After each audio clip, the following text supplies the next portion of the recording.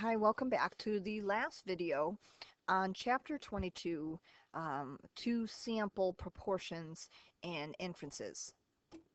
So we left off on the last part here that I wanted to talk about on what we're supposed to do to solve using our calculator.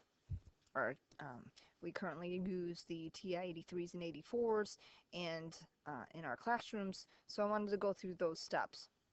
Those of you who are using the Inspires, there are several videos and such that are online, and Texas Instruments has plenty to look up that you may use as references to navigate through those screens. Please see me in class if you do need help with the Inspire. Okay, so using again the 83 and the 84 editions of our calculators, use the Stat button, cursor over to Tests, and scroll down to B2 proportion Z intervals again. So we're using the calculator to find a 2 proportion Z interval. Now, we're going to be entering data. Sometimes we're going to need to multiply N and P, remember, because that's what our formula had, to get our X1 value or our X2 value. So we're sometimes we'll be given the numbers that we are allowed to put in, and other times we'll need to actually multiply to get those values.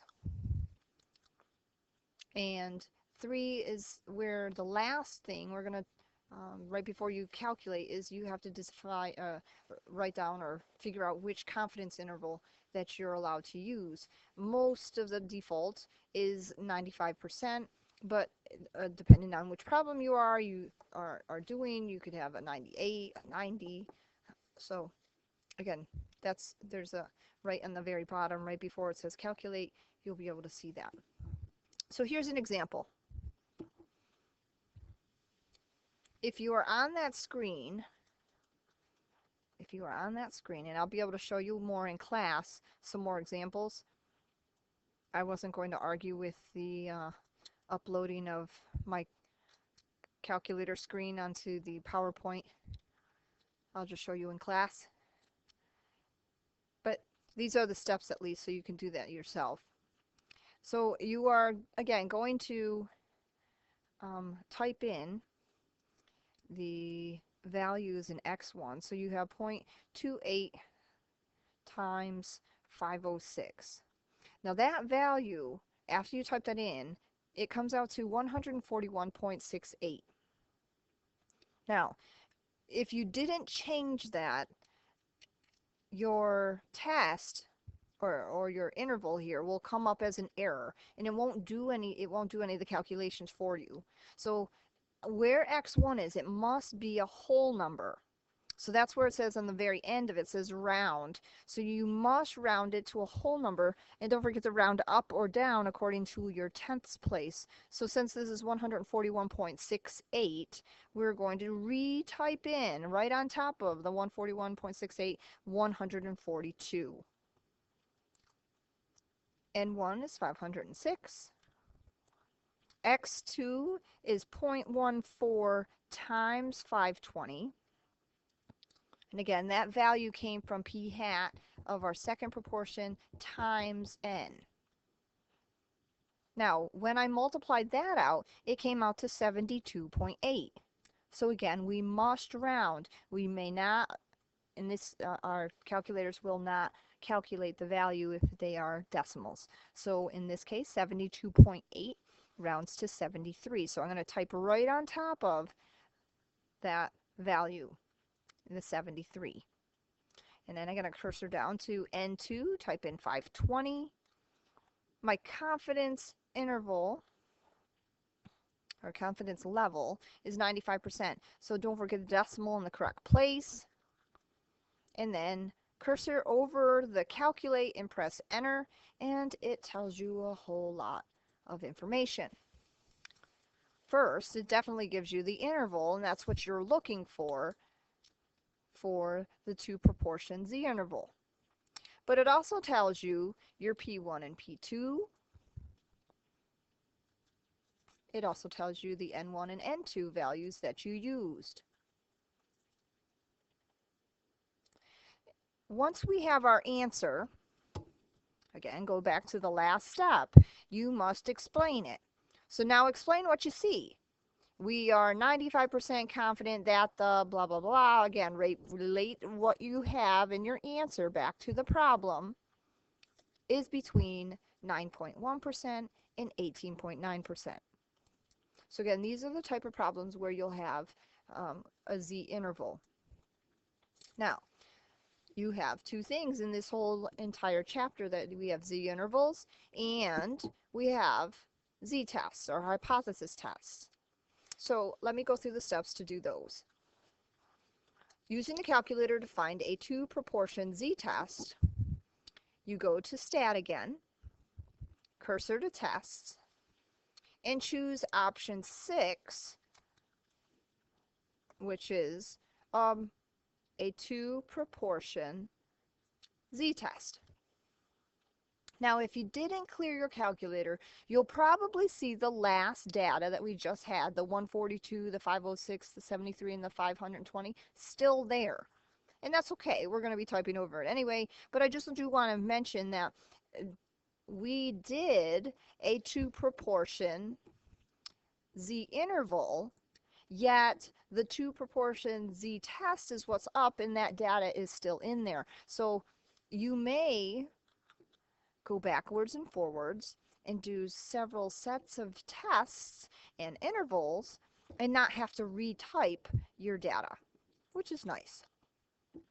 Okay, so to do your two proportion Z test, you're going to enter in your data. And I'm going to use actually different data in just a minute so that you see the different things that you're going to be faced with in your homework.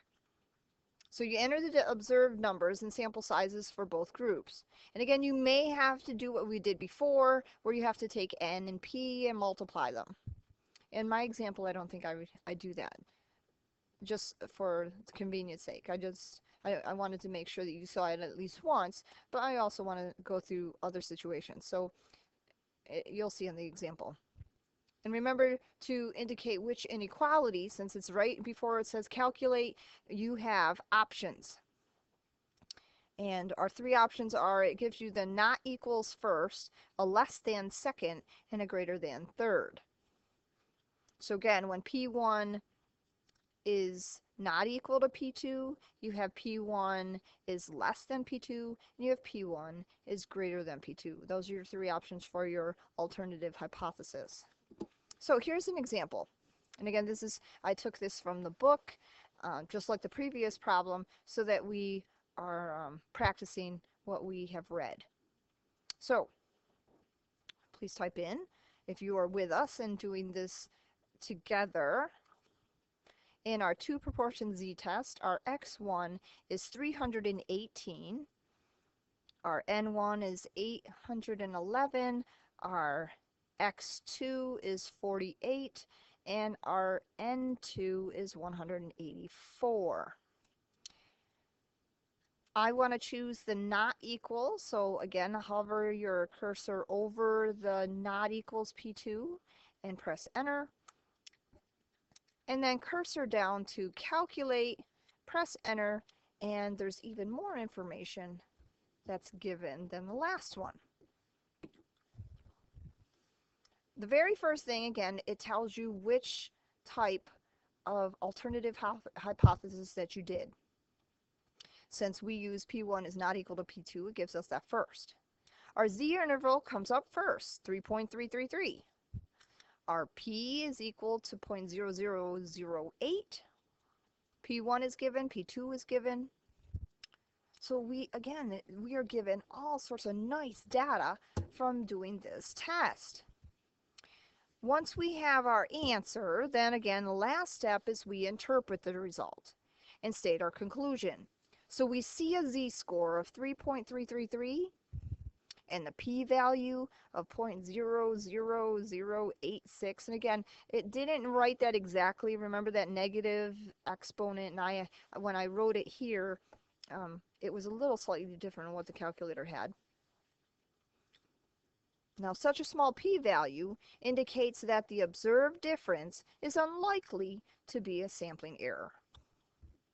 So these are two examples using the calculator certainly will help us with our time instead of doing all of that math using these formula that we had before and doing out the long way.